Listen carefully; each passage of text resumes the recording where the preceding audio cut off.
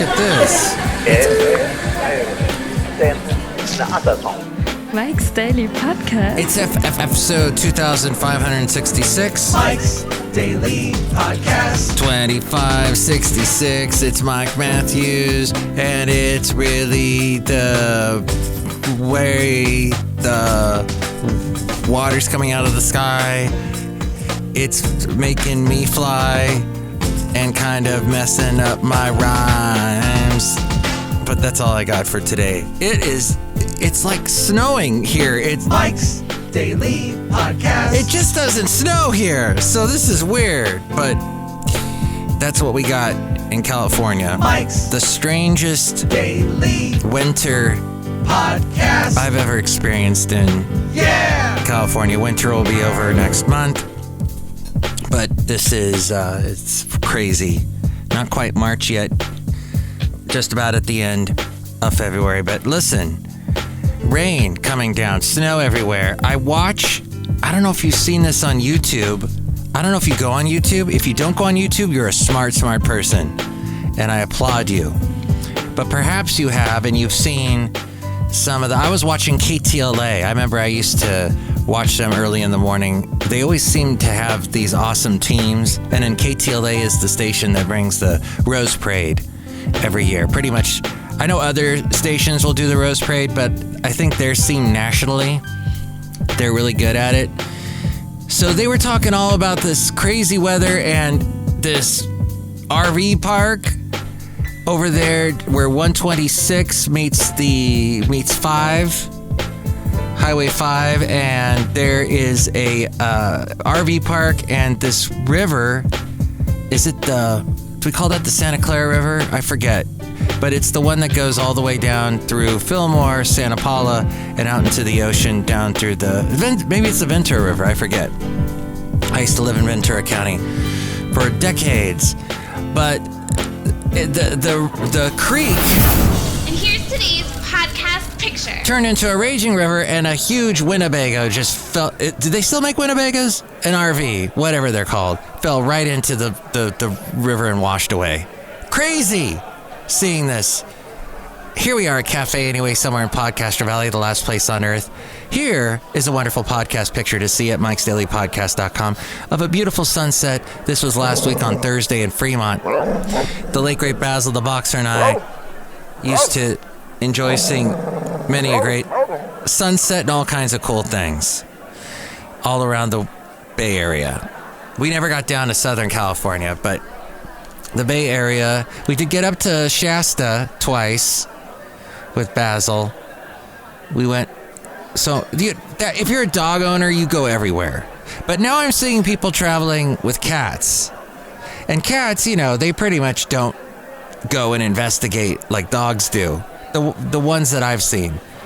Rocky, the cat we have, we take him to Half Moon Bay. I'll post a picture of that soon. But and there is a podcast picture a couple weeks back of him we took him to the beach in November. That's right. And he just sits on us. He doesn't go on the sand. He's afraid of the waves are too loud for him. I don't know. He's a cat. Dogs love it. They run into the waves. They just want to run. They love the smells. They chase the birds. They love beaches. Not the movie. They don't care for the movie Beaches, but there was a movie called Beaches for those of you who are ultra young listening to this podcast. Thank you for listening if you are. And I'm amazed that you are listening to a podcast, because I think the time has come to realize, all of us podcasters, that this really didn't go the way we wanted it to. Mike, it's Mikey Fikey. So Mark Maron's made a bunch of money off of his podcast, but I saw an interview with him today. It's that YouTube channel where Kevin Nealon, he used to be on Saturday Night Live. He was the, the news report guy, news update guy. He did that for a while after Colin Quinn left. Or was it before Colin Quinn left? It was Kevin Nealon left and then Colin Quinn came in, I forget. But what he does now is he goes on these hikes and he brings his phone, I guess, or a camera that he puts on a selfie stick. And then he walks with people, all kinds of famous people. Paul Rudd, Matthew Modine. he had Paul Reiser on, lots of people from Stranger Things, and he had Mark Maron on recently, and they're walking around the hills over there above the Glendale near Pasadena, and they're talking, and Mark Maron mentioned that he got into podcasting the same year basically I did, 2009. And he was talking about how back then it was basically just him and what's his name? Corolla. That guy, and a couple other comedians, but not that many people doing podcasts. And I guess he got popular. He had Obama on his podcast, Bruce Springsteen, and he continues to do movies and such. But here's the thing. A lot of podcasts, okay, here is the problem, and that is when you are driving and you want to listen to a podcast, unless you got some kind of fancy system that I don't know about, for the most part, it's very tricky to listen to podcasts. You got to invest in finding podcasts before you're driving. Because if you're trying to look for a podcast when you're driving, you're going to get in an accident. You're going to get your insurance rates going up, because there is every app that I've tried, the TuneIn app, iHeart, Odyssey, Google Play, Apple Podcasts, they all are Stitcher, they're all tricky when it comes to just while you're driving picking a podcast. Unless you ask them to pick a podcast for you, and then 9 times out of 10, it's going to be a podcast that sounds awful, got poor production value, or is a YouTube channel episode. It's a episode from someone's YouTube channel that they just made into podcast mode, and that audio is bad because it's basically not meant for the medium of sound. It's meant for a visual medium. And you're driving along and you're like, what's he pointing at? I don't get what shirt she's talking about, some dress, but what I can't see the dress. What's she talking about? Arr. My little pirate sound effect for you just now. It's a nightmare of a show. And all in all, I think people are wanting stuff that's easier. Podcasting, you have to do a lot of pre-arranging. You have to assign what episodes you like. As we go outside a cafe anyway, we were bringing you Mike's Daily Podcast somewhere in Podcaster Valentino, the last place on earth. It's raining out here. I'm getting wet. But the thing is, no, I got an umbrella that I'm holding while I'm holding this microphone. I have lots to say.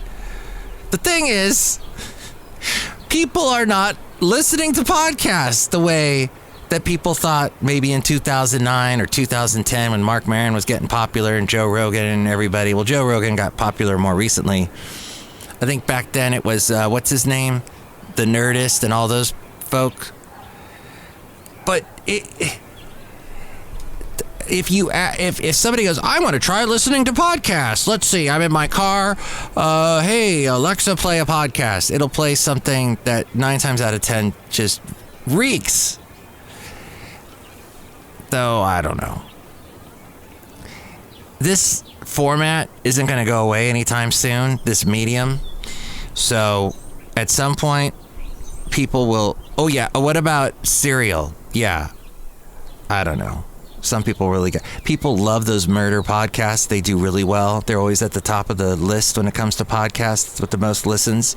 And this is a conversation I had with somebody who's all into podcasts and radio and audio, and he said he works at Berkeley. He said that would be the UC Berkeley. He said people don't, when they're listening to podcasts or when they're looking for a podcast, they don't, what was it he said? They just don't, they don't, the statistics that we have for finding out if people are listening to podcasts, we don't know. We don't have the best way to calculate that, the best data. It's a little bit like, okay, did they listen to the whole podcast or did they listen to the first 5 seconds? Did they actually listen to the whole thing? YouTube will let you know, on average, most people watch the first 2 minutes of your podcast and then they got bored and left. Or your video. But with podcasting, it's a little more difficult. That's my little rant against podcasts. And then, of course, there's a lot of disinformation. I would say podcasters, there's a lot of disinformation coming out of podcasters. But that's more of a YouTube thing or a social media thing, Facebook thing, Instagram. People just easily post something or Twitter. One sentence, one word type of thing, spreading, and then it's a link to something that may have disinformation. Here's a commentary that I saw recently. Somebody said, Nina Jankowicz and her Orwellian Disinformation Governance Board may have been shut down, but the Biden administration's ambitions to censor the internet weren't. Apparently, the State Department has been funding a British nonprofit through a pair of American nonprofits. The goal is to defund and ultimately shut down websites supposedly spreading disinformation. Not coincidentally, the targeted websites all carry information the Biden administration don't want you to know about. They include the New York Post, which broke the Hunter Biden laptop story, ironically dismissed as misinformation. It's remarkable that the Biden administration has spent so much energy trying to silence its critics. What's more, it's a clear violation of the First Amendment. In America, the government simply can't censor private companies, even indirectly. Okay, that's fascinating that this commentator says that. Because a lot of people, and this is a right-wing commentator. A big problem that right-wingers have is that the certain private companies are deplatforming them. Twitter taking Trump off, although Trump is back. Facebook taking a lot of people down, etc. And however, those are private companies and they can do what they want. Spending taxpayer money to help a foreign organization pressure advertisers to defund their media critics is a new low. And it needs to stop immediately, she says. Well, I would agree with that. I would be very irate to hear that my taxpayer money is going to just frivolous things. But yes, there is also this worry that a lot of us have that, and this is the big trial going on, the big case with the Supreme Court about what tech companies can do and say and post that can spread this misinformation, disinformation, and cause people to believe things that they should, that are completely outrageously false. What can you even say? Remember the old game, true or false? And people would play this game. Or what am I thinking of? Something. Well, yeah, it was the. Okay, it wasn't a game. It actually was a test, I believe you had to do. It's the true or false questions that you'd have to do in school. That's the game. Although it really wasn't, it was a game, but you had to do it or you wouldn't graduate high school or whatever the class was. So things are true, things are false.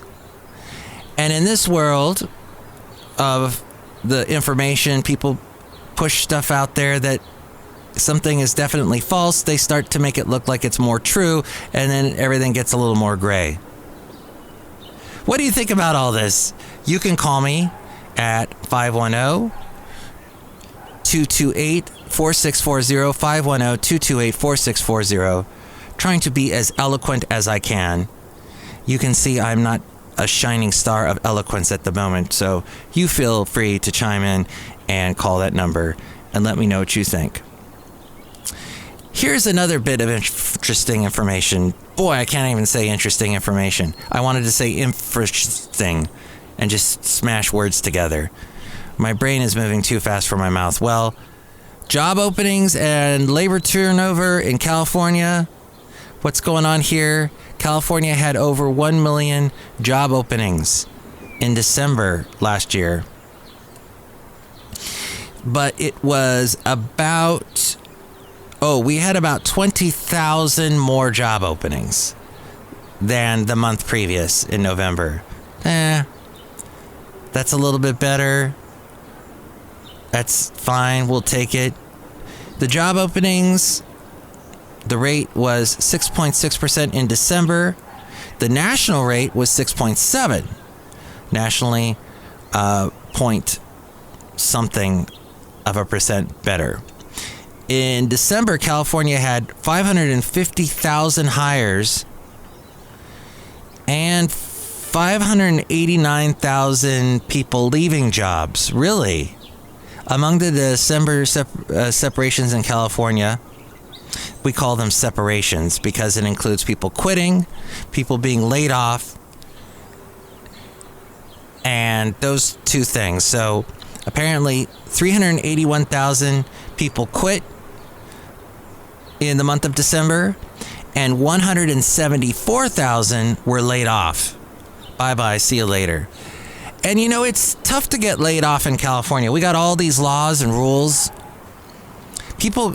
Bosses got to be really careful. They can't just go, "You're fired."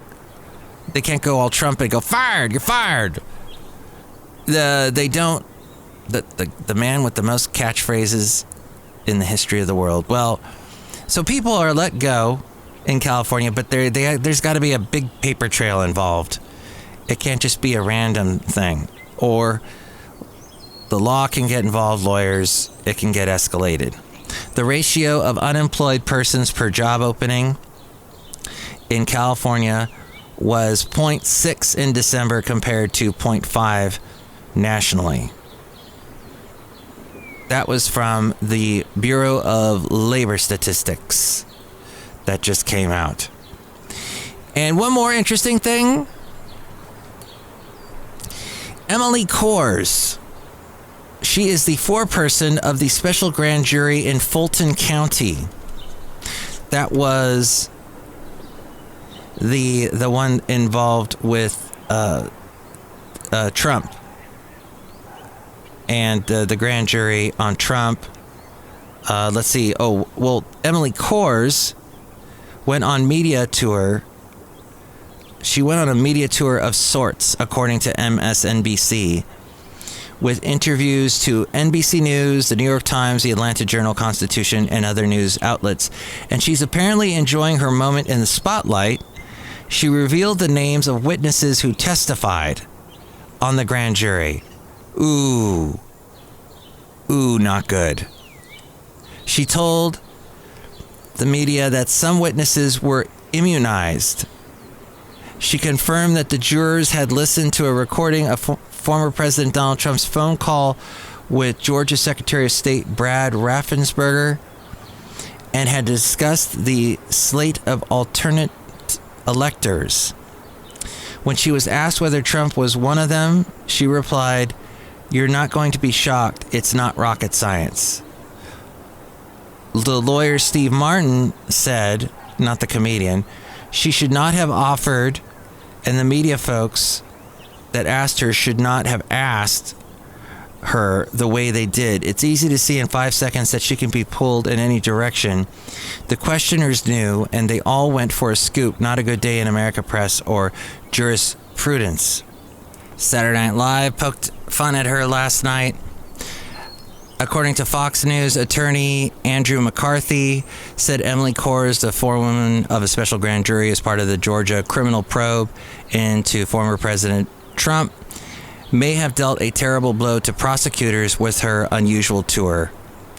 In a pair of appearances, she appeared to strongly hint that Trump was among those recommended for criminal charges while laughing, joking, and making animated facial expressions that seemed to provide answers she knew she wouldn't be offering. McCarthy, a senior fellow at the National Review Institute, believes any fair-minded lawyer would object to her behavior. There is a terrible thing. This is a terrible thing, he said. She basically flouted the secrecy rules of the grand jury. She flouted the judge's order. She makes the whole enterprise down there in Georgia look like, Trump called it a kangaroo court. Whether it's really a kangaroo court or not, in that colorful sense, we'll have to see as the proceedings go by, but it's absolutely true that it's a terrible blow for their legal system. Fulton County Superior Court Judge Robert McBurney previously ordered that any recommendations on who should or should not be prosecuted would remain a secret for now to protect their due process rights. The special grand jury did not have the power to issue indictments, and it will ultimately be up to Fulton County District Attorney Fannie Willis to decide whether to seek indictments from a regular grand jury. So, Coors has irked liberal CNN and MSNBC, says Fox. MSNBC pundits with comments made to their own colleagues that may have inadvertently helped Trump's legal team. Because you'd be in jail. But CNN and NBC News provided Coors with the platform, and she drew attention to both networks during the pair of viral on-camera interviews. What in the world was that about? While legal experts think Coors' media blitz may ultimately benefit the former president, McCarthy feels liberal pundits from CNN and MSNBC can't be mad at their own networks for putting Coors in front of the camera. He said the news side of media organizations must make decisions that will sometimes annoy their colleagues. What? Outside a cafe anyway, somewhere in Podcastro Valley, the last place on earth. Look who's here.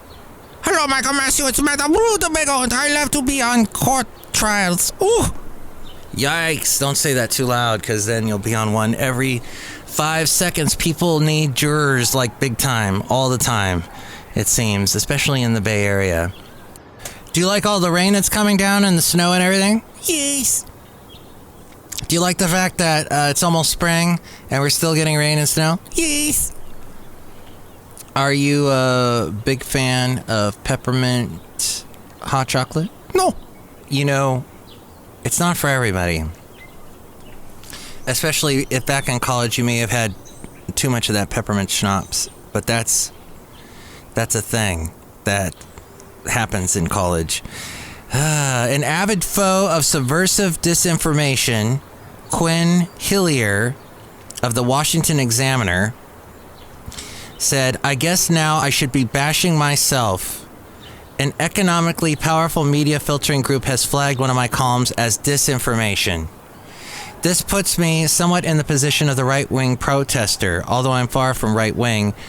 In the October 15th, 1984 entry of the comic strip Bloom County, who informed a police officer that because protests show a disrespect for authority that right-wingers usually deplore, it was the officer's duty to bash our heads. Actually, I shouldn't make light of it because the flagging of my column is part of a nasty... Didn't you love Bloom County? Oh, what with the penguin, Opus, and the cat that kept going ack, and that was such a great comic. I had to. It was published. Speaking of college, it was published in my college newspaper every day, and every day I had to read it, even though most of the time I didn't understand it. Must be like this podcast for some people. So, apparently, this person says, it's costing my publication a great deal of money and depriving easy access to the Washington Examiner's work for a huge number of readers. Well, the Washington Examiner's Gabe Kaminsky had the report on Thursday. Well-funded disinformation tracking groups are part of a stealth operation blacklisting and trying to defund conservative media. Major ad companies are increasingly seeking guidance from purportedly nonpartisan groups, claiming to be detecting and fighting online disinformation. These same disinformation monitors are compiling secret website blacklists and feeding them to ad companies with the aim of defunding and shutting down disfavored speech. But the material, the author, Quinn Hillier continues to say, but the material these groups label as disinformation often is opinion, well within the mainstream of American political thought, and in my case, some anodyne facts used to support the opinion. In short, what amounts to a secret big tech effort at censorship is using economic blackmail to keep readers from even seeing opinions of which the left disapproves. But if you get offended, that's the way the cookie crumbles. No. And goes on to whine even further. Well, this is all happening on the internet. Voices are not being heard. Podcasts are not being listened to because it's too difficult to find the podcasts. Platforms? What platforms? People are speaking, who's hearing them? The people that get the most ears are the weird people like Emily Kors. The odd ones. The odder you are, the more people are listening to you. And that's how it is. Isn't that cool? Look who else is here. Hello there, Mike. This is Valentino, the parking attendant. And this is Bison Bentley. Do you know that? Mike, this is fascinating, all this stuff you're talking about. Yeah, fascinating. Do you know that? Yeah, you guys like the rain? It's okay. Yeah, we hate it. All right. You're not going to say it? Do you know that? Okay. All this rain. But we need the rain. So see the picture of the wonderful sunset in Fremont, California at mikesdailypodcast.com. That is also where you can reach me and find the phone number to call or catch all the other places you can listen to the podcast. And just enjoy yourself for the rest of the day, however long of the day is left. Enjoy it. Somebody said to me, "Oh, Mike, I listen to your podcast when I see your little Instagram posts." Yes, I'm on Instagram. My handle is at Mike's Daily Podcast. And she goes, then she listens to a little bit of the podcast and then she falls asleep. Isn't that nice? I hope she's not having horrible nightmares. If she is, she should listen to that, whatever that Mark Maron podcast is. I'm sure he is fascinating because he interviews people and he's real and people just expose themselves and they talk about what's going on in their lives and people are interested because they're celebrities. That's like what podcasts have become. In this great big world where everything is going on, war is happening. Oh, and by the way, I just found out too, when my mom passed away, shortly after, a few weeks later, her sister died as well. Yes, not the best year, 2022. Well, after all this time, now it took me a couple months to sell my mom's house. My cousin, who was trying to sell her mom's house, it took her, she just finally sold it. And this is in Germany. And apparently the people that bought the house are refugees from the Ukrainian war. So it kind of made me feel good inside to hear that people were finding some sanctuary in the house that my mom's sister lived in for practically her whole life. And then I visited it many times over as long as I've been alive. They've had that house. So I went and got to see it many times. In the fine little town of Belheim, Germany, someone is finding some peace in the house that my uncle and aunt used to have. So, and where my cousin grew up. That made me feel good deep down in this crazy, crazy world. With all the stuff going on, there's podcasts going on so far off in the periphery that nobody's noticing, and that's fine with me. So I'm very grateful that you found this podcast today. Next podcast, it'll be the wonderful Chely Shoehart, Floyd the Floorman, and John Deere the engineer. With more ways to reach me, it's A-Frame. Mike's Daily Podcast is written and produced and performed by Mike Matthews. His podcast is super easy to find. Download or listen to his show and read his blog at mikesdailypodcast.com. Email Mike now at mikesdailypodcast@gmail.com. See you tomorrow. Bye!